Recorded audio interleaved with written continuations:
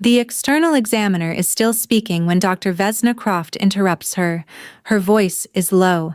The corridor carries everything. She is citing dates, documents, defending a student's intellectual credibility with a precision that far exceeds professional obligation. And the examiner is watching her, the way you watch someone reveal something they did not mean to reveal. I am 3 feet away, back turned, paper folder in my hands, unable to move.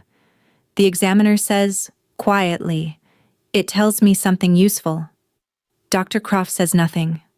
The most controlled woman in this entire building has just shown the one thing she has spent 8 months hiding, and she knows it. And I know it. And we both know what happens next. If you want to hear uncensored, too hot for YouTube stories, check out my Patreon in the description. Tell us where you are watching from and subscribe. But that smile, that was not where the story began. And the photograph was not where it began either. Let me tell you how we got there, because none of it makes sense without the part that came first. Without the 7 months before the smile. Without who she was in that room, and who I was in it, and the specific, irreversible accumulation of a year spent in close quarters with someone you cannot stop watching. Dr. Vesna Croft held the chair in contemporary literary theory at a university whose name I had been saying to myself since I was 19, with a specific combination of ambition and fear, the way you say the names of places you are not sure you are allowed to want. I had arrived in September of the previous year with 1 published paper, 1 departmental prize, and the particular orientation of a person who has been the most capable student in every room they had previously occupied and has just walked into a room where that is no longer true. The department was good. Several faculty members were more than good, but Dr. Vesna Croft was, without competition or equivocation, the most rigorous mind in the building, and the building knew it, and she knew it, and she had long since stopped performing modesty about it in ways that would have been dishonest. She was not warm. She was not cold either. Not in the way the department's newer postgraduate students described her before they had been in her seminar long enough to understand what they were looking at. What she was, specifically, was exact. Every sentence she spoke in the seminar room was load-bearing. Every question she asked was the question and not a version of it.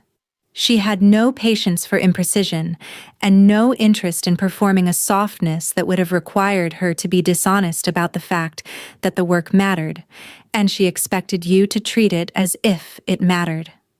I had spent my first 3 weeks in her seminar adjusting to this. In my 4th week, I began to understand it. In my 6th week, I found, to my considerable consternation, that I was working harder in her seminar than I had worked in 4 years of undergraduate honors study, and that the quality of the work was better for the pressure of it, and that the pressure did not feel hostile. It felt like the first honest account of what intellectual effort actually required. That was October. By November, something else had happened, which I was not yet willing to name. She was tall.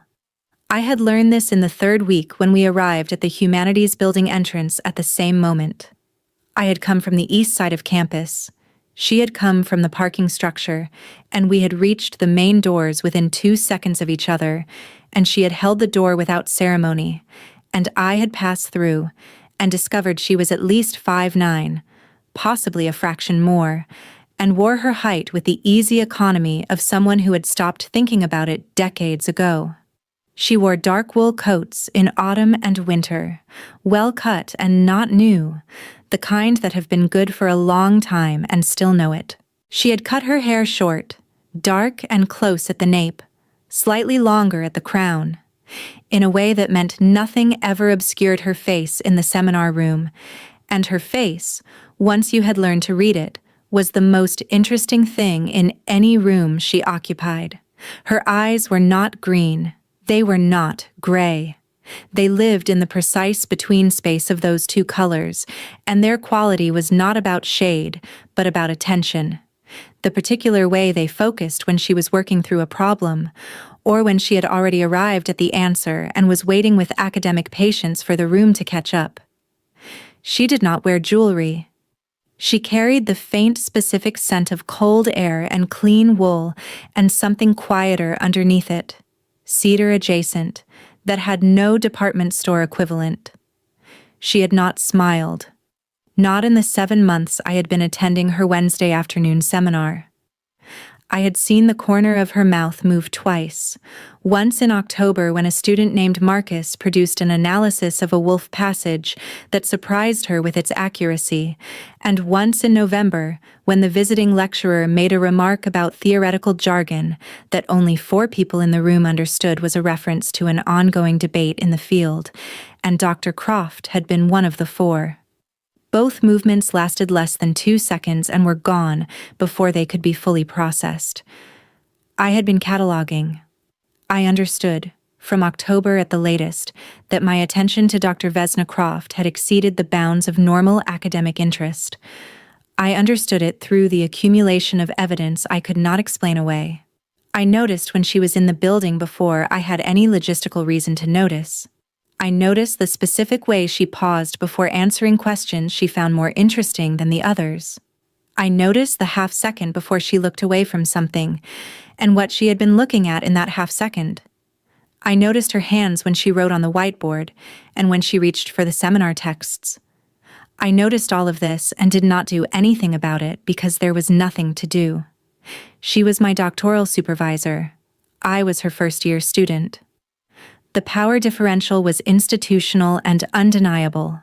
That was the state of affairs on the Thursday night in early November when the accidental happened. It was almost midnight. I was in my apartment, cross-legged on my bed, with my laptop open to the chapter draft I had been annotating all evening, and my left hand holding my phone doing the kind of absent, autonomous scrolling that happens when the annotation is going badly and your better judgment has retired for the night. I had been following Dr. Croft's academic profile since September, a professional account that posted conference papers and new publications.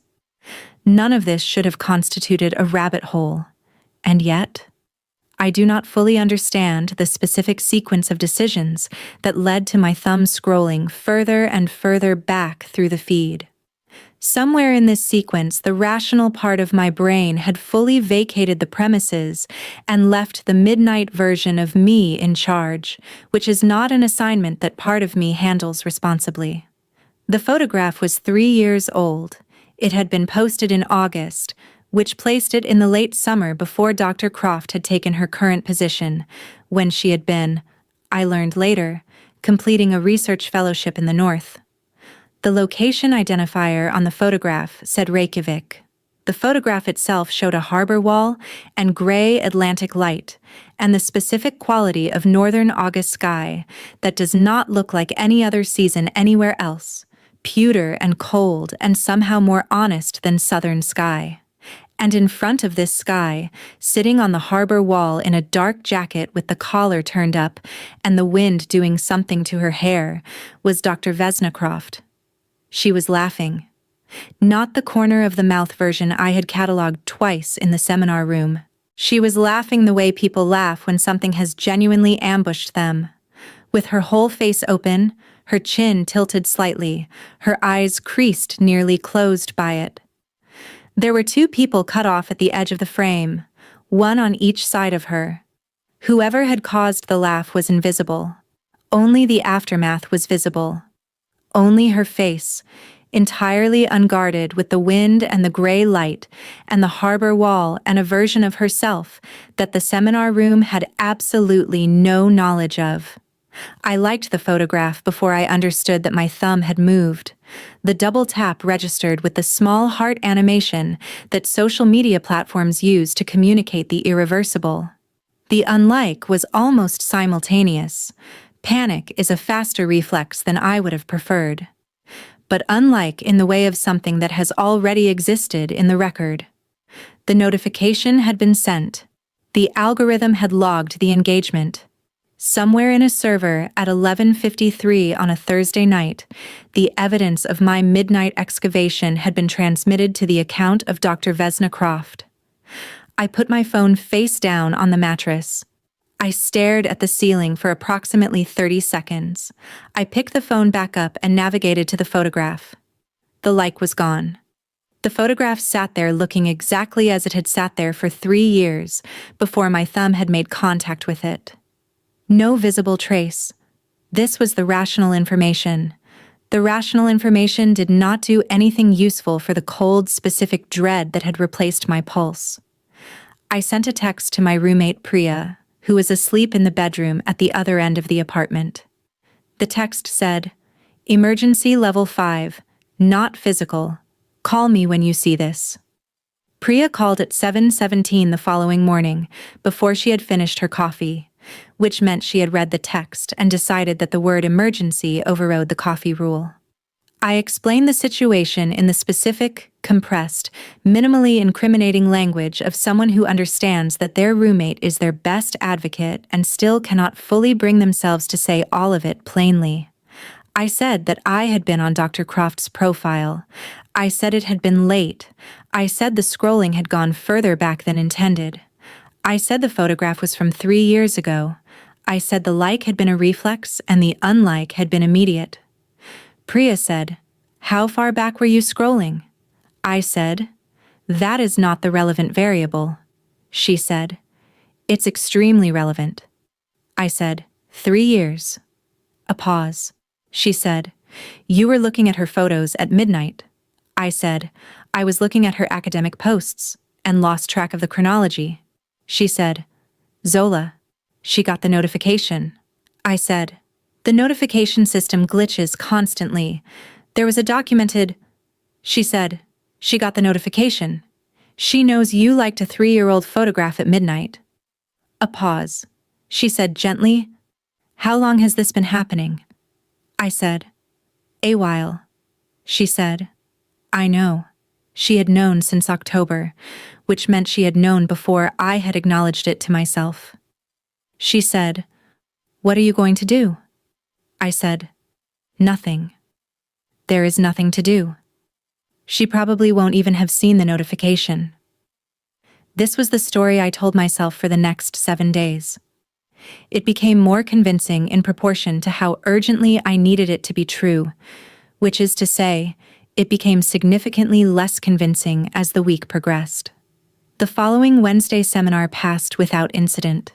She did not look at me differently. She was, in every detectable way, entirely unaffected.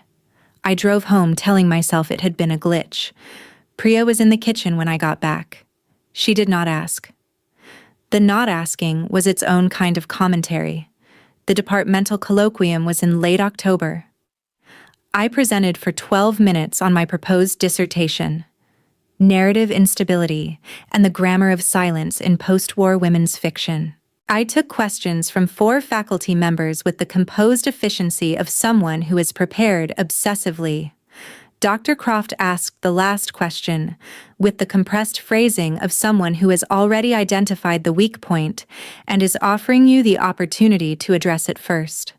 The question was about my theoretical frame, specifically about the frame I had been deliberately underbuilding because I was not yet certain I could defend it. She knew I had been underbuilding it. I took a breath, and then I defended the frame. The actual version, the one I had been protecting while I was still making it. When I finished, Dr. Croft said, "Good. That is the argument to make. 4 words.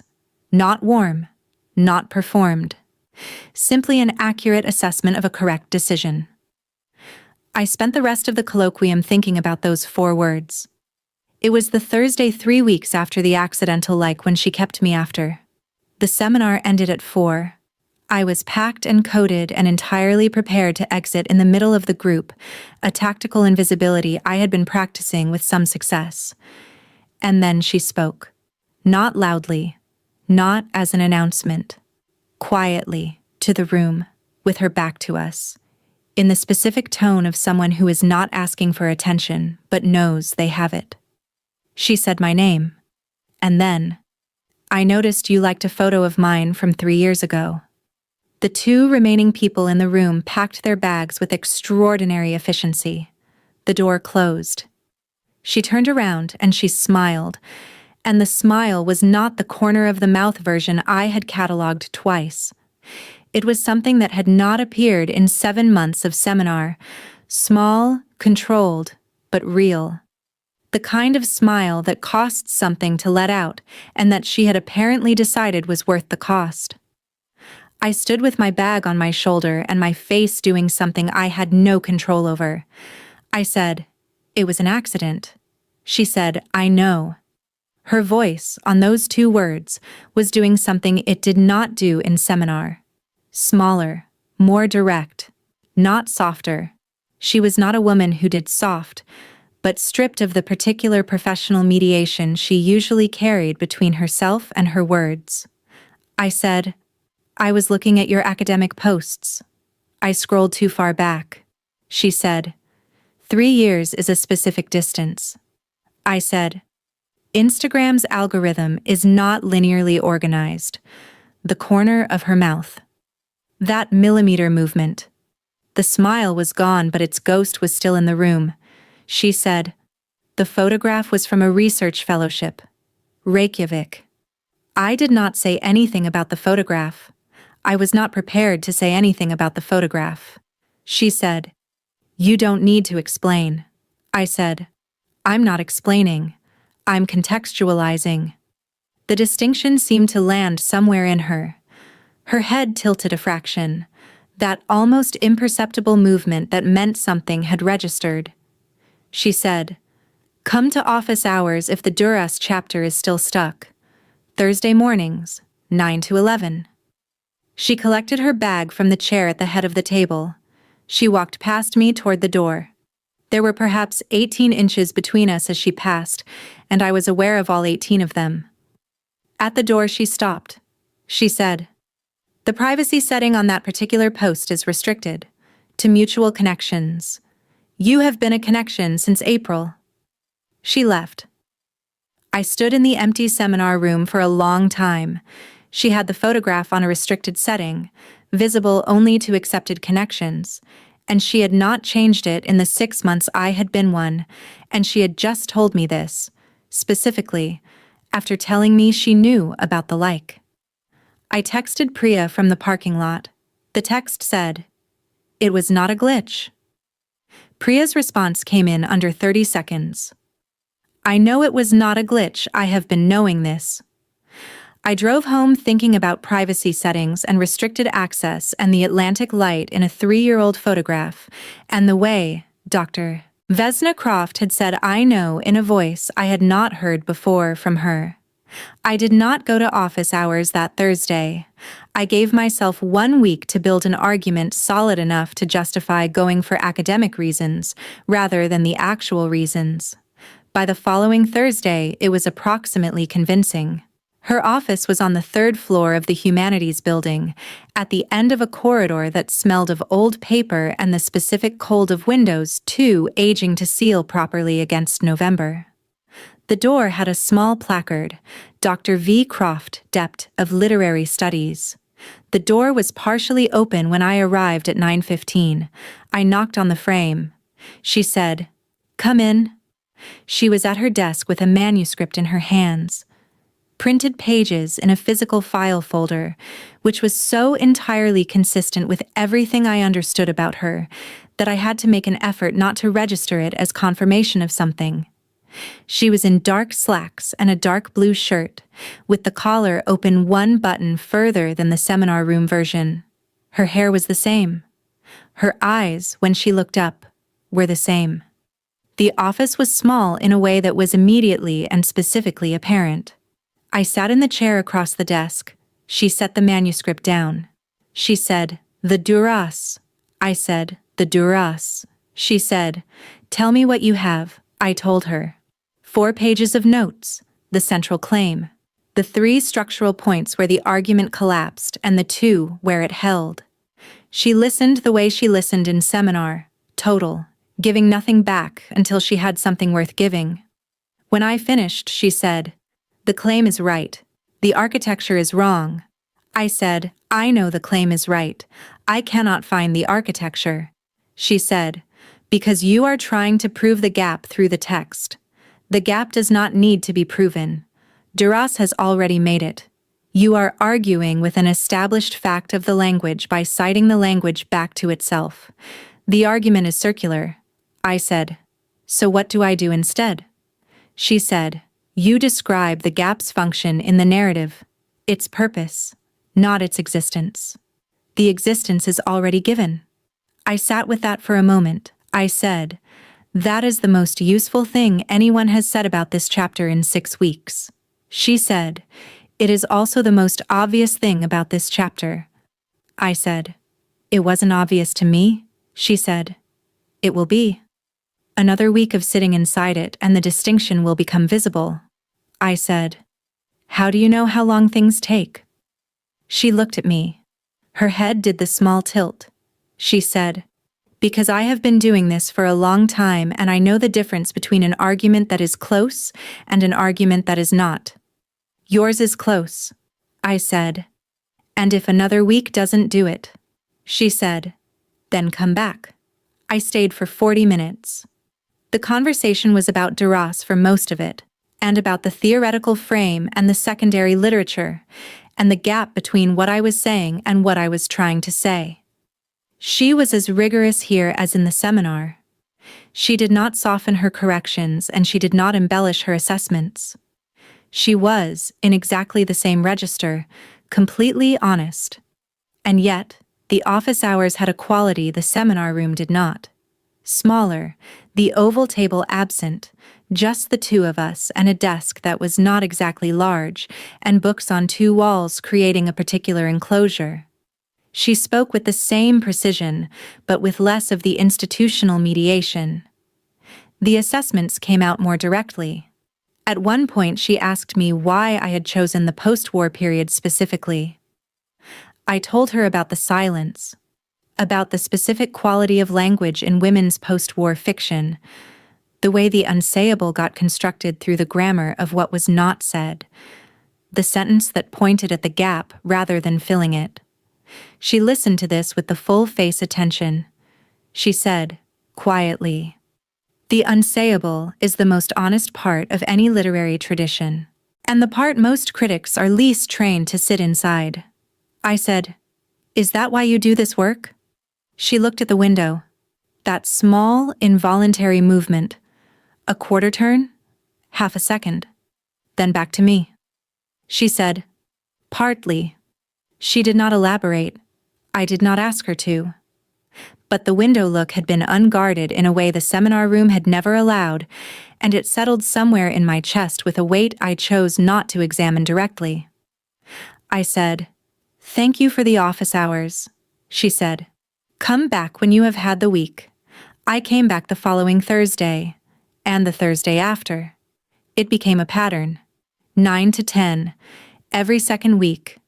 The chapter and the framework and the specific quality of conversation that lives in small offices between two people who are both taking the work seriously and both aware, with increasing precision, that the work is not the only thing in the room.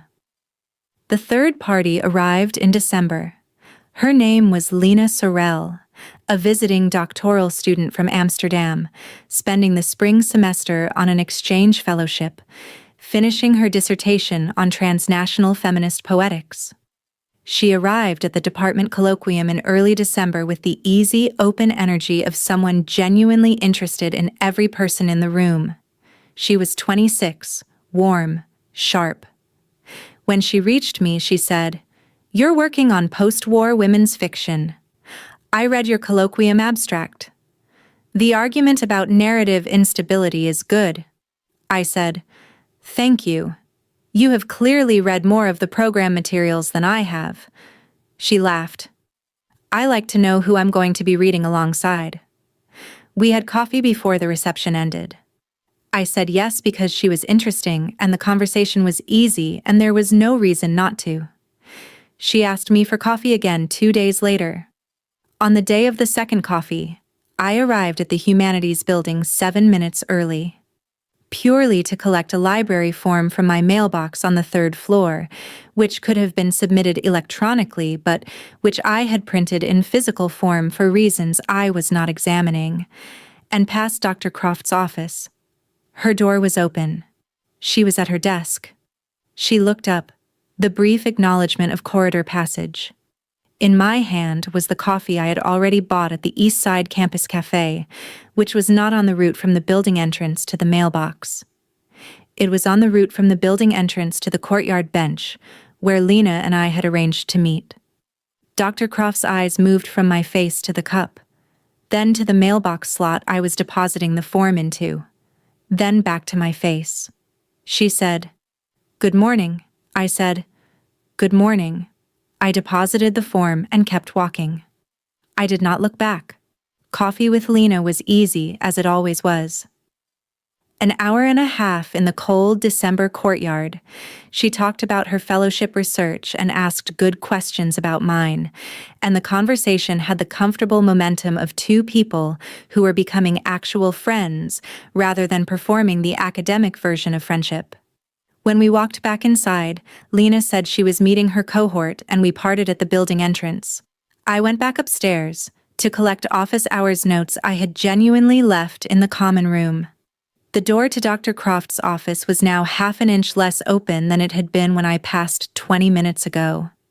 I collected my notes and walked back down the stairs. Priya said that evening, "The door means something. You know it means something. What are you going to do about it?" I said, "Nothing. There's nothing to do." She gave me the look. The one that meant, "I am giving you time to get there yourself." The final seminar before the winter break was the week before Christmas. The readings were theoretically dense. 3 articles and a monograph chapter that had been generating debate in the field for 2 years. And Dr. Croft ran the discussion with the focused patience of someone who had planned exactly where the conversation needed to arrive and was prepared to let the room find its own path there for 2 hours if necessary. The conversation reached, in the final 30 minutes, the question of whether theoretical language enacts the authority it claims to analyze, whether the discourse of critique reproduces, in its own grammar, the structures it sets out to question. Dr. Croft said, without directing it at anyone, "Theory often polices the questions it claims to open. The language becomes the lock." The room absorbed this. 3 people wrote notes. 2 people considered responses. I said, "Or the lock is the question itself, depending on what kind of account you want to give." She looked at me. I said, "If the language is the lock, the project is about finding a key. But if the lock is already the question, if asking why the door is locked is more productive than trying to open it, then the language isn't a problem to solve. It's the site of the inquiry." A pause. Then she said, "That is the most useful observation made in this room in 40 minutes. The room recalibrated. Notes were written. The small social mathematics of an academic seminar reshuffled itself around a direct faculty assessment. I did not let myself look at her for the remaining 8 minutes. After the room emptied, Lena, who had been attending as an auditor, fell into step beside me in the corridor. She said, "The lock and the question. That was good." I said. She pushed the conversation in that direction. I just answered. Lena said, "She pushed. You answered. Those are 2 different things, and you know it." We walked to the building entrance together. She asked if I wanted to join her cohort for lunch. I said I had work, and she accepted it without pressure, and we parted. I walked back upstairs.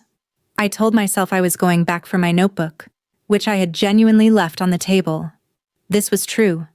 It was not all of what was true. The seminar room was not empty. Dr. Croft was at the whiteboard, reviewing the arc of the discussion, the post-seminar self-assessment she sometimes performed after sessions she wanted to evaluate, going back through what had landed and what had collapsed, and what the room had found and what it had missed. She had her back to the door. She had not heard me come in. I crossed the room and lifted my notebook from the chair. The chair scraped. She turned. We were the only two people in the room. The fluorescent lights were doing their after-hours work. Too honest. No shadow. Every surface exactly what it was. She said, "You left your notebook." I said, "Yes." She said, "The lock observation. You've been thinking about that since the Duras work." I said, "Since before the Duras work. Since you asked the frame question at the colloquium." She looked at me. Her head tilted the small fraction. Something in her expression that was not quite the window look from the first office hours and not quite the seminar room attention. Something in between. She said, "Sorrel asked you to lunch today." I said, "Lena asked me to lunch." "Yes." She said, "You didn't go." I said, "I had work." She looked at the whiteboard. Then back at me. Her chin lifted slightly. She said, "She's a strong researcher. The fellowship presentation she's giving in February will be worth attending." I said, "I know. We've been talking about it." A pause. In the pause, something shifted, the way the air shifts when what is being discussed and what is being talked about have become different things. She said quietly, "That's good." I said, "Why is it good?" She looked at me. I said, "You have mentioned Lena twice in a week. Both times in contexts where mentioning her was not required. Something in the line of her shoulders changed. 1 millimeter. The kind of movement that only registers if you have been paying close attention for 7 months and have accumulated a specific catalog of what her ordinary composure looks like and what it looks like when it is working harder than usual. She said, "You should go." I said, "I know. I did not go." I said, "Dr. Croft." She said, "Zola." It was the first time. 7 months and 1 week of seminar and 6 weeks of office hours and the photograph and the smile and every catalogued movement, and she had used my last name or avoided any name entirely. She said my first name the way she said things she had decided to say, with the full weight of the decision already behind it and no performance of casualness about it. Like she had been holding the name in her mouth for a long time and had just set it down in the room. I said, "You smiled." After the photograph. In the seminar room when the others were still packing. You smiled and then you told me the privacy setting was restricted. She said nothing. I said, "Those are not the actions of someone professionally indifferent to the situation." She absorbed that.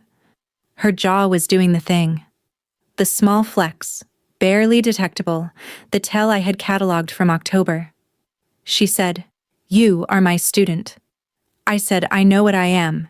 She said, "This is not a conversation we should be having in this room." I said, "Tell me which room." A silence. Long enough to be specific. Long enough that the room itself seemed to become aware of its own dimensions. She said, carefully, "Go home, Zola. We have the break." I looked at her. 1 moment. I put my notebook in my bag. I put my bag on my shoulder. At the door I turned. I said, "You had 6 months to change the privacy setting. You didn't." She said nothing. I left. The winter break was 3 weeks.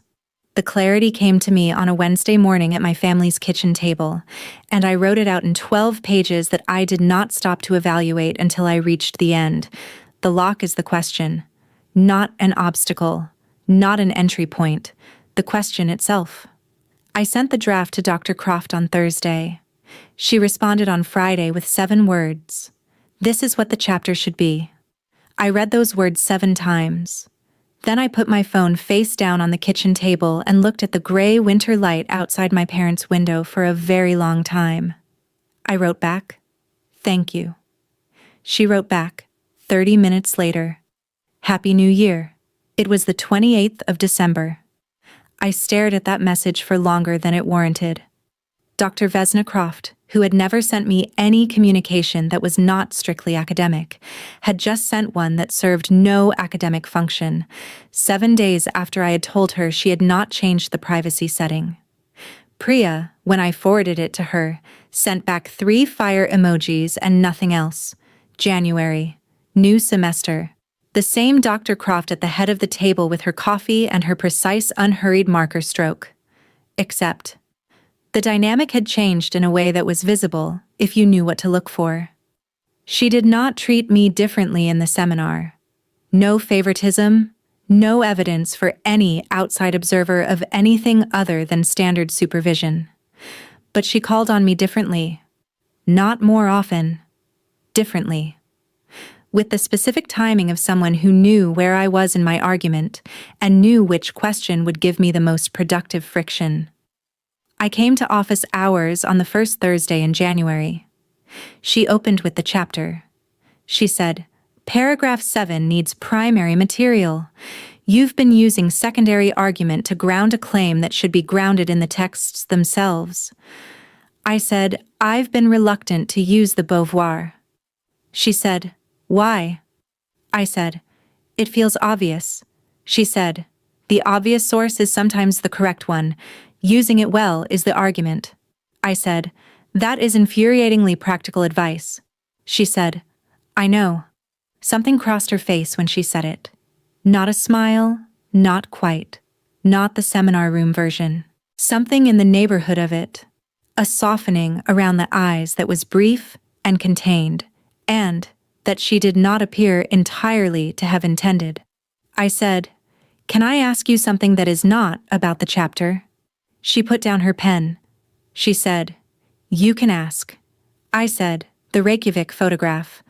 What were you laughing at?" A pause. She said, "Why does that matter?" I said, "Because I have been thinking about it since November and I would rather ask than continue thinking about it incorrectly." She looked at me across the desk. The small office held its January light, the bare courtyard tree just visible through the window. She said, "My colleague made an observation about my lecture notes, about the typeface I use. She said the font was Times New Roman, but she thought of it as Times Extremely Roman because I appeared to be in the 2nd century." I stared at her. She said, "It caught me off guard." I said, "Times Extremely Roman." She said, "It was funnier in context." I said, "No, I think I understand it exactly." Something changed. The room, its dimensions, the quality of the distance between the desk and the chair.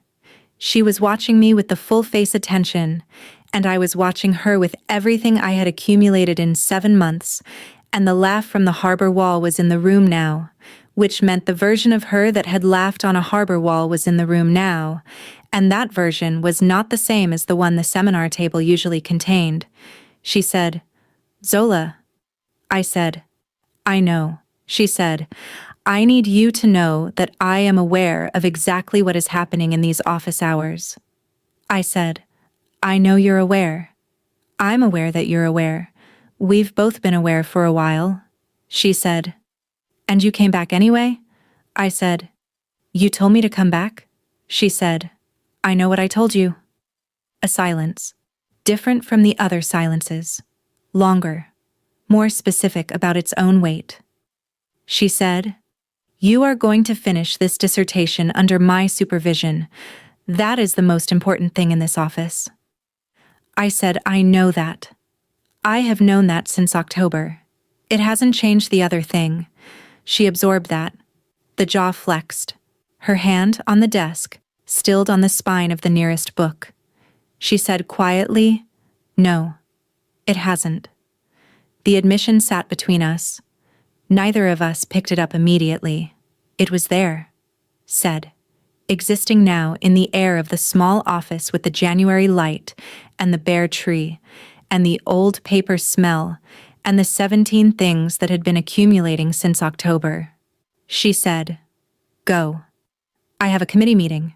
I said, "Okay." At the door I turned. I said, "Happy New Year." She said, "You already said that," I said. "By text. I'm saying it to your face." She looked at me. 1 second, then 2. She said, "Happy New Year, Zola." I left. 3 doors down the corridor, Lena was emerging with a stack of pages. Coffee? We went to the faculty lounge for an easy, warm hour. At one point she said, "The cold professor? She's good at this, isn't she? Getting people to the center." I looked at my coffee. I said, "She is." Lena said, "She's something, that one." I said, "She is." She gave me the clear, direct look of someone who was kind and perceptive, and choosing, in that moment, to be kind, rather than to press. I left her at the corridor junction and went down the stairs and out into the January cold. It was not enough. What had been said was not enough. And it was also more than had been said by either of us in 7 months combined. The week that followed was productive.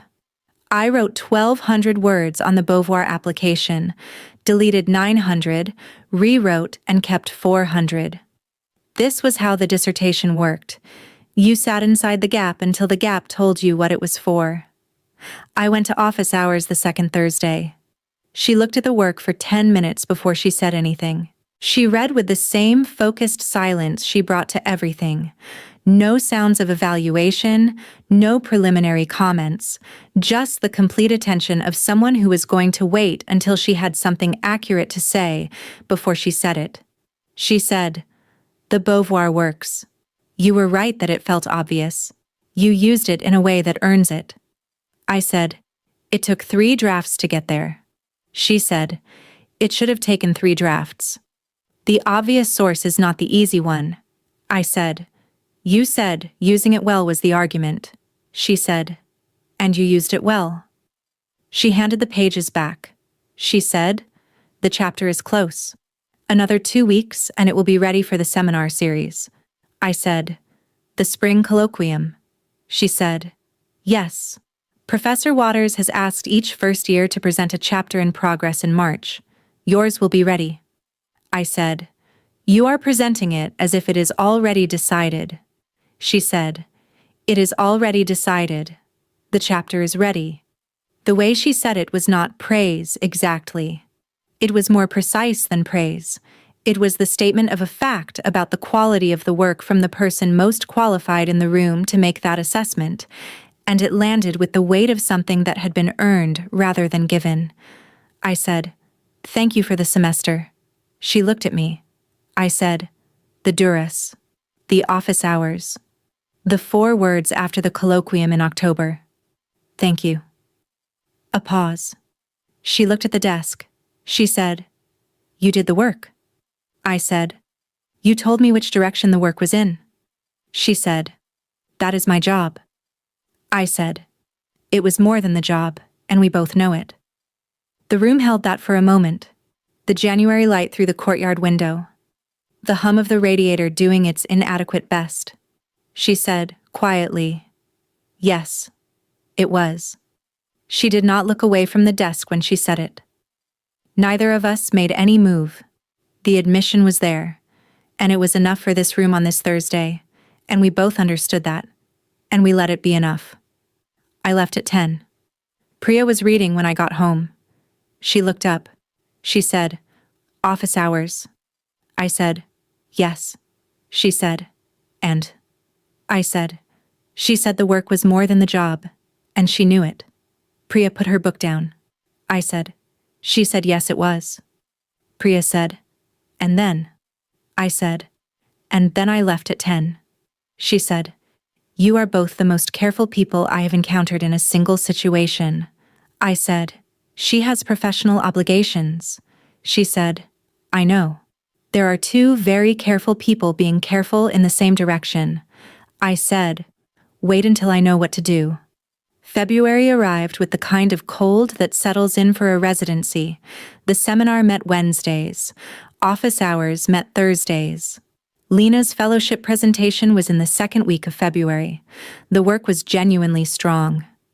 Afterward, in the department reception, I was standing with a cup of tea when Dr. Croft crossed the room. She had, I noted, crossed from the far end near Professor Waters and the visiting faculty toward where I was standing near the seminar room entrance, which was not the route to the refreshment table or to the presenting scholar. There was no logistical reason for this trajectory. She stopped beside me. She said, The transnational framework is stronger than I expected. I said, the archive work is the foundation. She spent 2 years on the archive before she built the argument. She said, it shows. The theory rests on something real. I said, she calls it working from the bottom of the problem. Dr. Croft said, that is the right instinct. She was standing approximately 2 feet from me. In a room full of faculty and graduate students, 2 feet was unexceptional. Nothing about the position would have registered to anyone in the room as anything other than 2 people having a professional conversation at a departmental event. I was aware of all 2 feet. Dr. Croft picked up a cup from the refreshment table and turned to go back toward the faculty cluster. She said, without turning fully, good work this week. The chapter is ready. I stood with my tea and thought about 2 feet and the route across a reception room and the way she had said it, over her shoulder, as if the declaration were a private thing she was releasing into the air of the room. Lena appeared at my elbow. She said, quietly and without preamble, that woman watches you the way scholars watch the work they are most invested in. I said, she is my supervisor. Lena said, I know. I am not confused about the professional frame. I am observing what happens inside it. I looked at Lena. She had the expression of someone who was stating an observation rather than drawing a conclusion. Careful, specific, with no agenda beyond the honesty. She said, I notice these things because I have been paying attention for the same reasons in my own life. You learn to recognize the shape of it. She said, it's complicated. That is not the same as not real. She squeezed my arm once, lightly, and went to congratulate the presenting scholar. I watched her go. I thought about the shape of it. The spring colloquium was scheduled for the last week of March. 3 weeks before it, in the second week of March, the department received notification that an endowed chair committee from a university in Edinburgh had requested Dr. Vesna Croft for a site visit. The committee was considering her for the Meredith Distinguished Chair in Critical Theory, which was the kind of appointment that appeared in the acknowledgement sections of important books and in the career summaries of scholars who had been doing something genuinely important for long enough that institutions wanted to name something after the association. I found out about it the way department news travels through a graduate program. Through Priya, who had heard it from a third year, who had heard it from a department administrative assistant who had no particular reason to keep it private. I sat with that information for 2 days before office hours. She did not bring it up on the Thursday. We worked through the colloquium draft for 45 minutes. The argument structure, the presentation pace, how to handle the Q&A after the chapter summary. She was precise and useful and entirely focused on the work, as she was always entirely focused on the work. I brought it up myself, in the last 5 minutes, when the papers were back in my folder and the Thursday was technically done. I said, Edinburgh? She looked up from her desk. I said, the endowed chair. A pause. Not long. She set down her pen. She said, it is a site visit. Nothing has been decided. I said, are you considering it? She said, it is a significant chair. I said, I know what it is. I am asking if you are considering it. She looked at me. The office was very small in the way it was always small on Thursdays, the January cold now replaced by the March cold that was different in quality. Wetter, less permanent, the cold of something that was almost over. She said, I have professional obligations to this department for the year. I said, and after the year. She said, we don't need to discuss this now. I said, you told me in January that the situation hadn't changed. I am asking whether Edinburgh changes it. Her jaw flexed. She looked at the window, then back at me. The composure was fully operational, but I had been reading the composure for 8 months, and I could see the effort in it. She said, the chair and the situation are not related considerations. I said, they are related if one removes you from the building and the other is already in it. A long silence. the radiator, the courtyard tree, now showing the very first suggestion of March buds against the gray sky. She said quietly, "That is not how I am thinking about it." I said, "How are you thinking about it?" She said, "I am thinking about it the way I think about every significant professional decision, with full attention to what the position requires and what the position means." I said, "And the other thing?" She said, "The other thing is not a factor in this decision." I said, "If it is not a factor, then it is not real." She looked at me. Something moved across her face that was not composure and was not the corner of the mouth movement and was not anything I had a word for from 8 months of cataloging. It was more exposed than any of those, the kind of expression that happens when someone has been rigorously honest about everything except the most important thing, and the most important thing has just been named. She said, "It is real." I said, "Then it is a factor." She said nothing. I said, "I am not asking you to stay. I am asking you to be honest about the whole accounting." She picked up her pen, set it down, looked at the desk. She said, "The site visit is in April. I have not made any decision." I said, "Okay." I stood. She said, "The colloquium draft is ready. You know the argument better than you think you do." I said, "I know." I left.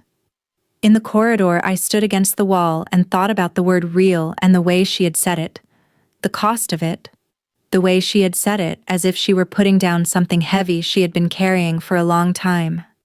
I walked out into the March cold and stood on the steps. The colloquium was the last week of March. The visiting external examiner was Professor Adès Osei, a scholar of post-colonial literary theory from London whose work I had cited 4 times in the chapter draft. An advantage and an anxiety in equal measure. I presented for 18 minutes. The argument was, the lock is the question claim, fully built and evidentially grounded. I had prepared with the specific rigor that comes from being supervised by someone who does not permit you to prepare any other way. I knew the argument better than I had ever known any argument I had made.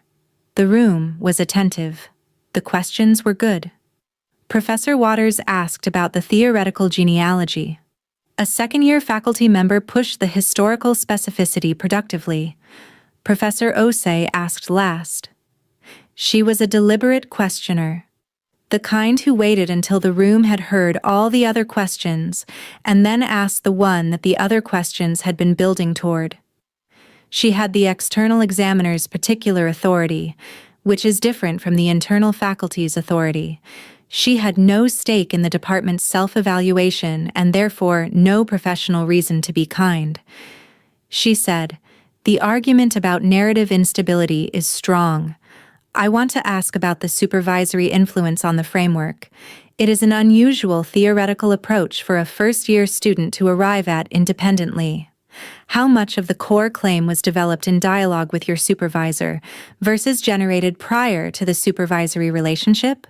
The room went quiet in the specific way academic rooms go quiet when a question has been asked that is technically professional and means something else. I said, "The core claim was in the colloquium proposal I submitted in October, before the supervisory work on this chapter began. The evidence architecture was developed entirely in office hours dialogue over 6 weeks. The intellectual direction was mine. The rigor of the execution was shaped significantly by the supervisory process." Professor Osei said, "And would you say the supervisory process has been standard in its application?"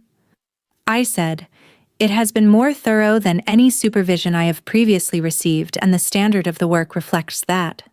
She said, "Thank you." She wrote something in her notes. The room held its collective breath for a moment, and then released it as Professor Waters moved to close the Q&A with the standard remarks about the strength of the first-year cohort and the rigor of the presented work. I sat down. From the second row of faculty seating, I was aware of Dr. Croft. I did not look at her. I was aware of her the way I was aware of all the room's significant facts. The colloquium ended. The department dispersed toward the reception that followed. In the corridor outside the seminar room, I was collecting my papers when I heard Dr. Croft speaking. She was speaking to Professor Osei. Her voice was low, but the corridor acoustics were unforgiving, and I was 3 feet away with my back to them, and the words came to me whether I sought them or not. Dr. Croft was saying, "The claim was in the October proposal. I have that document dated. The theoretical development was earned through the standard supervisory process. If there is any suggestion of impropriety in the intellectual attribution, I would ask that the concern be made explicit, so that it can be addressed through the appropriate channels." Professor Osei said, "I was asking about attribution, not impropriety." Dr. Croft said, "The student has been precise about the attribution. I would like that precision to be credited." Professor Osei said quietly, "Dr. Croft, I have read the October proposal. I know the claim was original. The question I asked was for the presentation record." A pause. Dr. Croft said, "I apologize. I misread the intent of the question." Professor Osei said, "You did, but it tells me something useful." She walked away toward the reception room. I did not turn around. I collected my papers. I put them in my folder. I walked to the reception room and accepted a cup of tea from the table and stood near the window and felt the specific quality of a situation that had just changed in a way neither party had planned for. Dr. Croft had, in a corridor at a departmental colloquium in front of the external examiner and several bystanders, responded to a neutral professional question with a defense of my intellectual credibility that was more pointed than the question required. She had heard the question as an attack, before it had demonstrated itself to be one. And Professor Osei, with the clear external eye of someone who had no stake in the department's internal arrangements, had said, "It tells me something useful." Dr. Croft came to the reception room 20 minutes after me. She stood with Professor Waters and spoke with the composed authority that was her default in departmental settings. She was not looking at me. She was specifically not looking at me, which is different, and which I felt across the full width of the room. Lena appeared beside me. She said, "I saw what happened in the corridor." I said, "The question was standard." She overread it. Lena said, "She overread it the way people overread things when they are more invested in the subject than they can professionally account for." I said, "I know." She said, "Zola." I said, "I know." She said, "This is going to become a thing the department notices if it is not already a thing the department notices." I said, "I know that too." She said, "What are you going to do?" I said, "I don't know yet." She said, "I think she is going to do something before you have to. I think she already knows what she did." I looked at Dr. Croft across the room. She was speaking to Professor Waters about something that required her complete professional attention, and she was giving it her complete professional attention, and the composure was fully intact. Except her right hand, at her side, was very still. Not resting still. Held still. The particular stillness of a person who is exercising a specific and conscious management of that hand, because the alternative to stillness is movement. I had been cataloging for 8 months. I knew the difference. Lena said, "She's the most controlled person I've ever seen, who is clearly not entirely in control." I said, "I know." Lena said, "I think you are both going to be okay. I think it is going to be complicated first and okay afterward." She said it with the warmth of someone who genuinely meant it. Then she went to speak to the external examiner because Lena was, among other things, the most professionally sensible person I knew. The message came that evening at 7:15. My phone lit up with her name. Not the label I had given her, not the institutional contact, but the name as she had signed the December message. The one from the 28th, V. Croft. The message said, "Could we meet tomorrow morning? 9. My office. It is not about the chapter." I read it twice. I wrote back, "Yes." I did not sleep well. Not from dread. I was past dread. I had been past dread since January.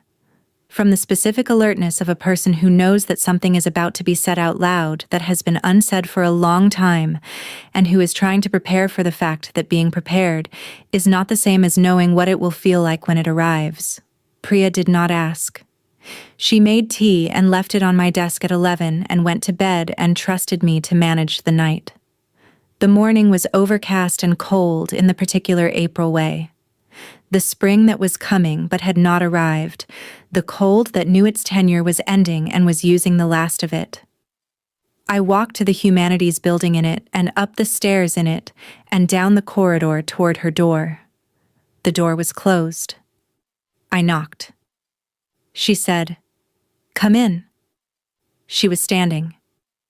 Not at the desk, not at the window. Standing in the center of the small office, which meant she had been standing before I arrived, which meant she had been standing there working up to something for some time. She was in dark pants and a dark green shirt I had not seen before. Her hair was the same. Her hands were at her sides, still. She said, "Sit down." I sat. She said, "I am going to speak to Professor Waters this morning. After this." I said, "About what?" She said, "About a conflict of interest that I should have disclosed earlier, a personal investment in your progress that has moved beyond the boundaries of what a supervisory relationship can contain without affecting both parties." I looked at her. She said, "I am not resigning from the department. The supervisory arrangement can be restructured. Professor Adichie in the Comparative Literature Department has agreed informally to take on primary supervisory responsibility for the duration of any formal review. You would retain access to my expertise on a consultancy basis, but the evaluative relationship would sit with her." I said, "You have already arranged this."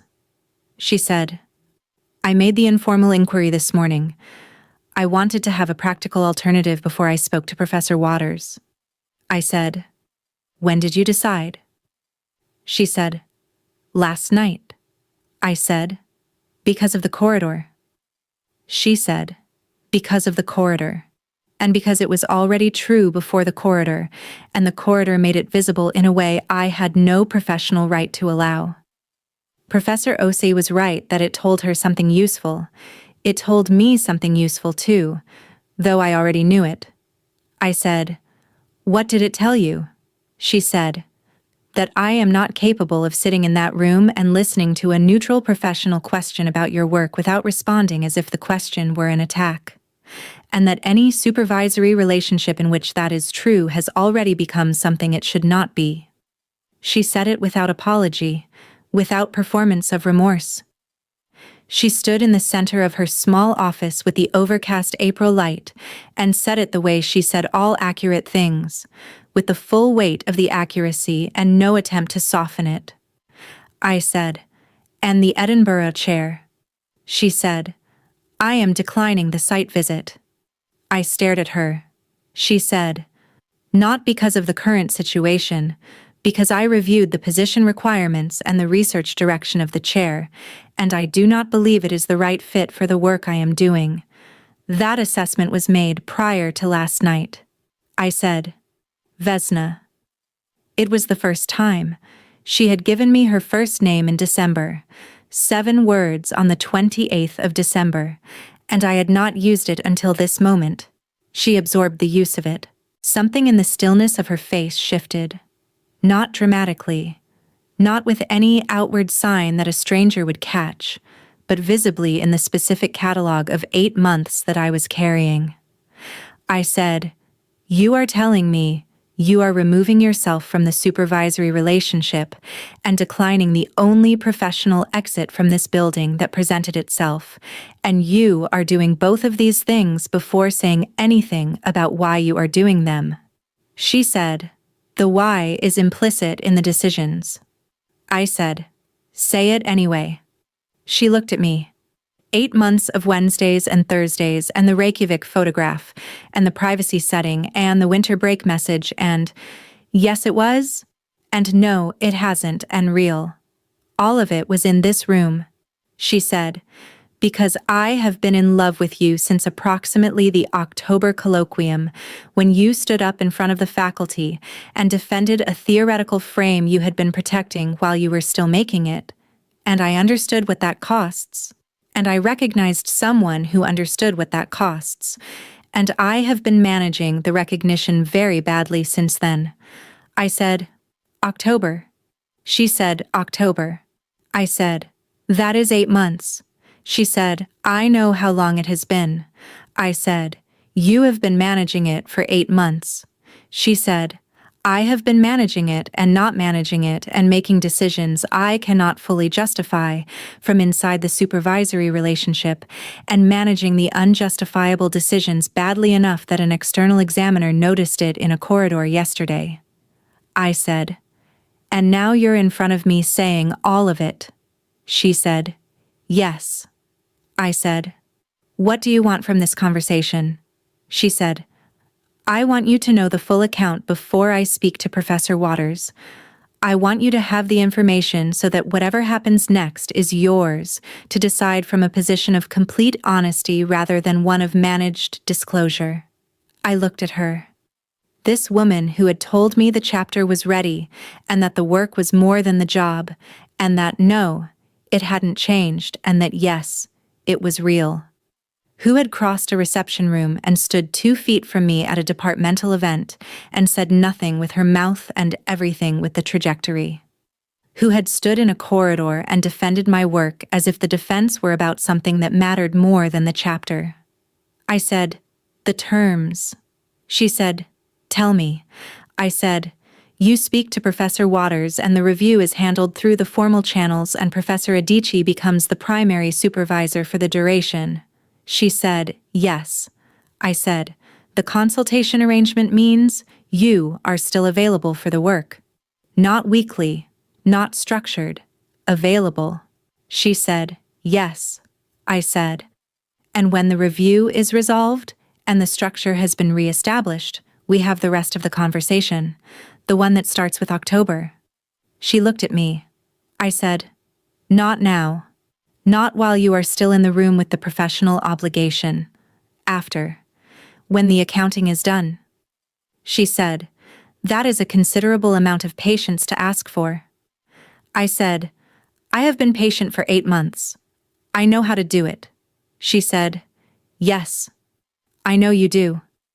She looked at me with the full face attention and the composure that was real, and something underneath it that was also real, and both of those things together were more honest than anything in 8 months of Thursdays had been. She said, Zola. I said, yes. She said, thank you. I said, don't thank me yet. Go talk to Professor Waters. The corner of her mouth. 1 millimeter. Earned. I left. In the corridor, I walked to the stairwell and down to the ground floor and out into the April cold and stood on the steps and breathed. The courtyard was beginning to show actual color, the first pale suggestions of something that intended to become a garden by May. I texted Priya. She told me everything. Priya. Are you okay, me? Yes. After the review. When it's done. A long pause. Then, you are the most controlled person I have ever loved. I wrote back, I learned from watching someone better at it. The review took 6 weeks. Professor Waters handled it with the practical efficiency of someone who understood that the machinery existed so that the people inside the situation did not have to manage its mechanics. Dr. Croft received a formal departmental notation, conflict of interest disclosure, procedurally documented. She was commended for proactive disclosure.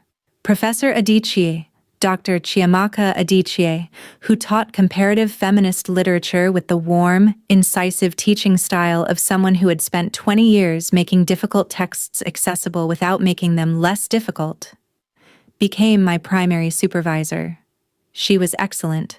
She understood the dissertation immediately and pushed it in 2 directions I had not anticipated, both of which made it stronger. I was grateful for her. I was also aware, in the way of a person who has found the center of gravity in a thing, of what was not in these sessions.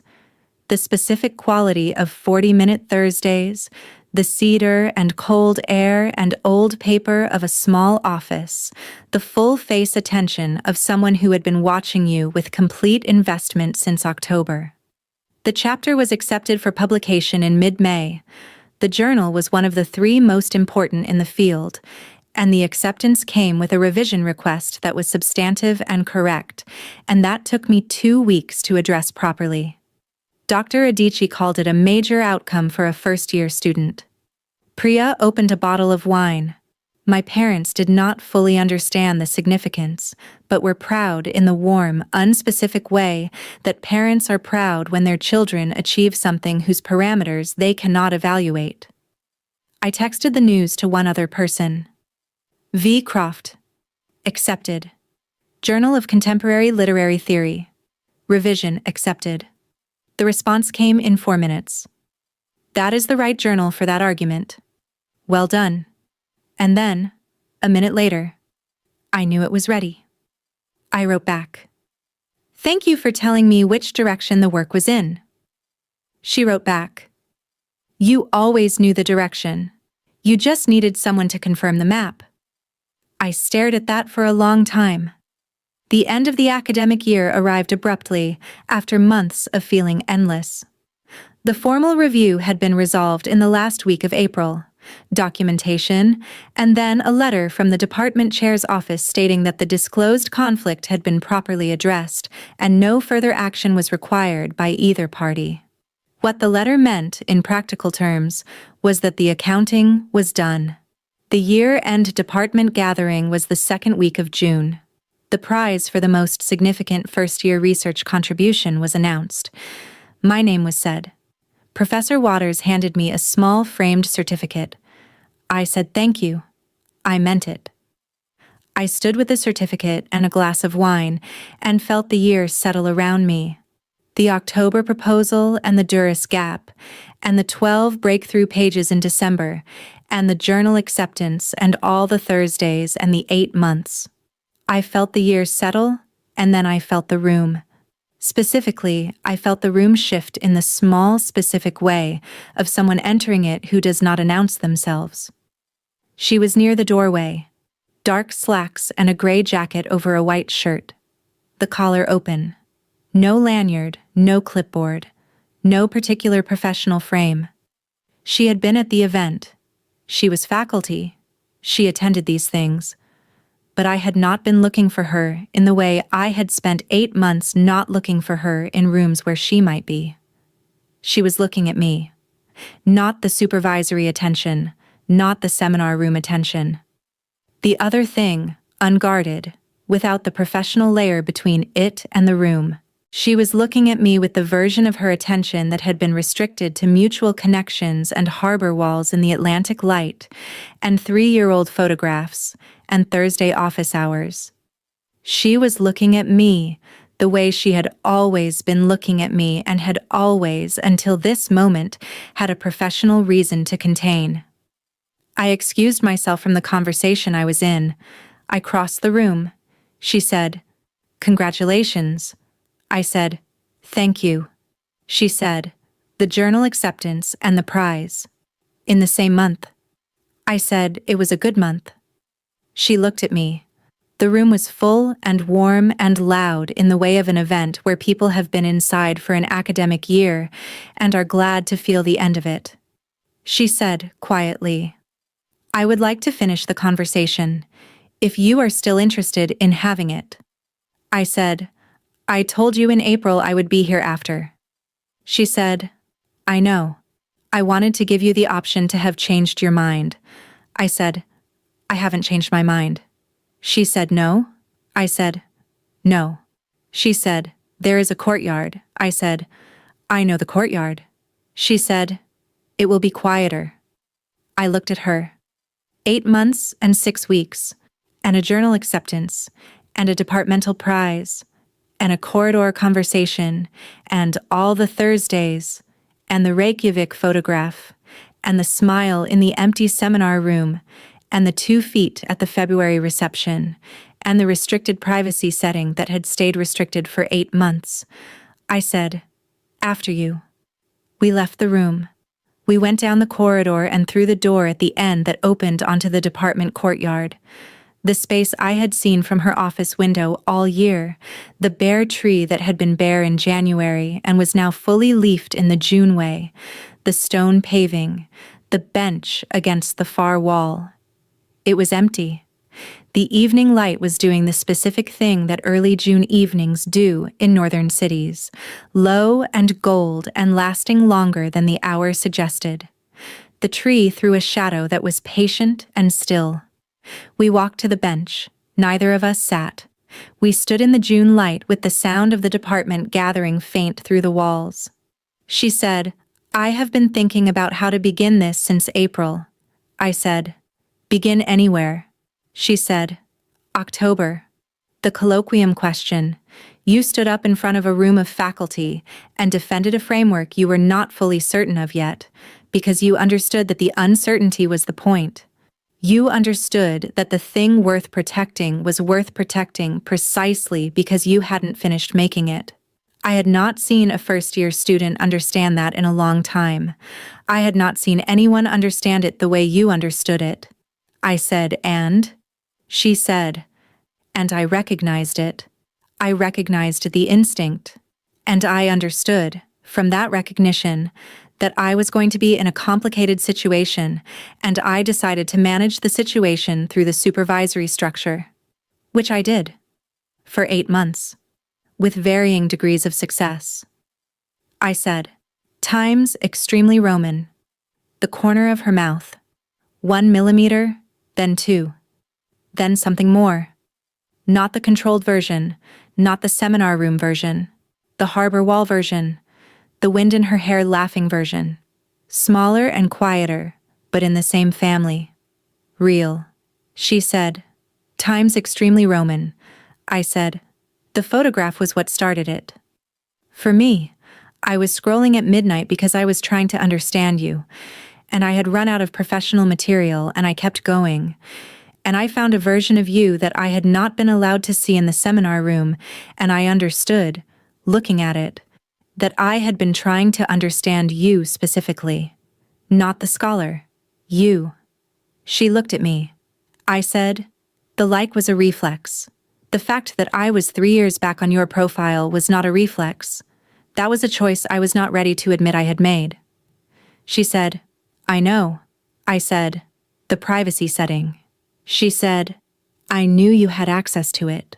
I knew you had been a connection since April. I thought about changing it. I chose not to." I said, "Why?" She said, "For the same reason I told you about it after class, because the photograph was the version of me that had nothing to do with the chair or the seminar or the theoretical position, and I allowed myself to want, you to have seen it." I said, "The laughing one." She said, "Yes." I said, "Times extremely Roman." She said, "Yes." I looked at her in the June light, the gray jacket, the white shirt, the collar open 1 button further than the professional version, the eyes that were not quite green and not quite gray, and were reading me with the complete focused investment that I had been under for 8 months and had been paying full attention in return. I said, "Vesna." She said, "Yes." I said, "I have been doing this for 8 months. I know how long it takes. I am not in a hurry." She said, "I know." I said, "I am also done waiting." She said, "I know that too." I said, "Tell me the full version. The one you said you would tell me after." She said, "I have been in love with you since October.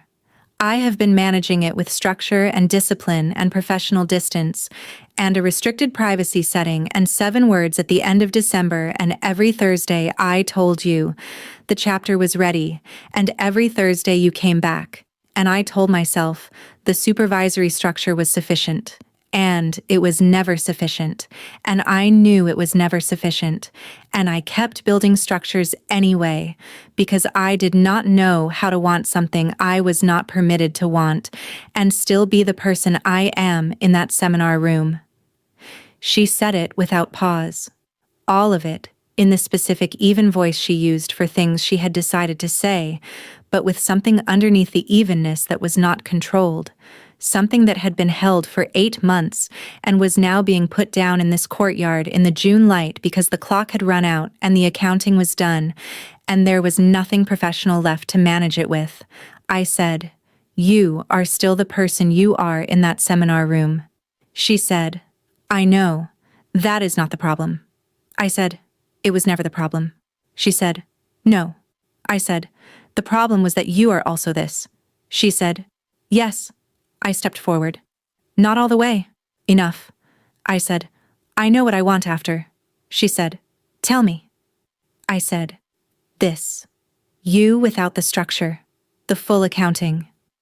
Times extremely Roman and the harbor wall, and the 7 words on the 28th of December and every Thursday after." She looked at me. The composure that was real, and the thing underneath it that was also real, and both of them finally in the same place, both of them visible, neither of them pretending the other was not there.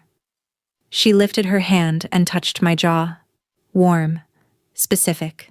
The first deliberate contact in 8 months of proximity, and it was patient in the way of something that had been decided long before it was done. Not desperate, not frantic, not the release of a thing held too long, but the arrival of a thing that had known all along where it was going. She kissed me. The June light, the tree, the muffled sound of the department gathering on the other side of the wall.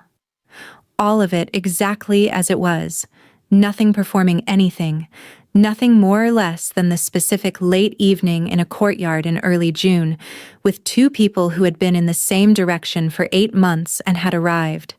It lasted as long as it lasted. When it ended, she did not step back. She stayed where she was, close enough that I could see the harbor wall version of her in her face, not laughing, not the specific Atlantic light moment, but in the same family. Open. Unguarded. She said, quietly, "I should have changed fewer things and said this much earlier." I said, "You should have, but you didn't. And we are here anyway." She said, "Yes." We stood in the courtyard for a long time. The light did what June light does, gold and persistent, asking nothing in return. Eventually, she said, "The chapter revision. The second primary text Adichie suggested." I said, "The Sarote." She said, "Have you started it?" I said, "I've been reading her since February." She said, "Of course you have." I said, "We are going to have an extremely efficient working relationship going forward." She said, "We are going to have several extremely efficient things going forward." The corner of her mouth. 2 millimeters. More. We went back inside.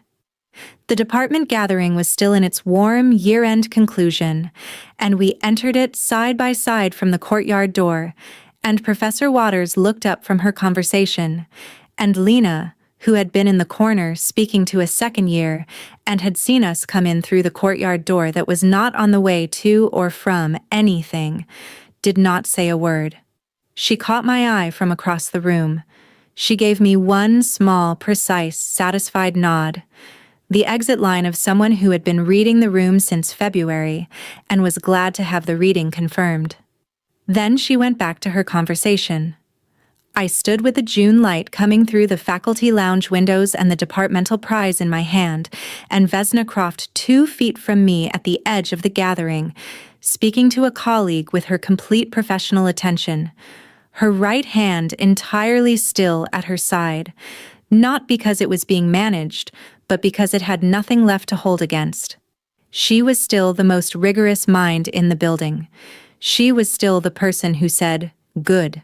That is the argument to make." She was still the one who knew how long things took and which direction the work was in, and when the chapter was ready. She was also the person who had stood on a harbor wall in Reykjavik 3 years ago and laughed so hard her eyes creased shut at something that was, she had told me, funnier in context. I understood it now. I had enough context. She looked at me across the room. 1 second. The full face attention, unmediated. Everything visible. Neither of us looked away first.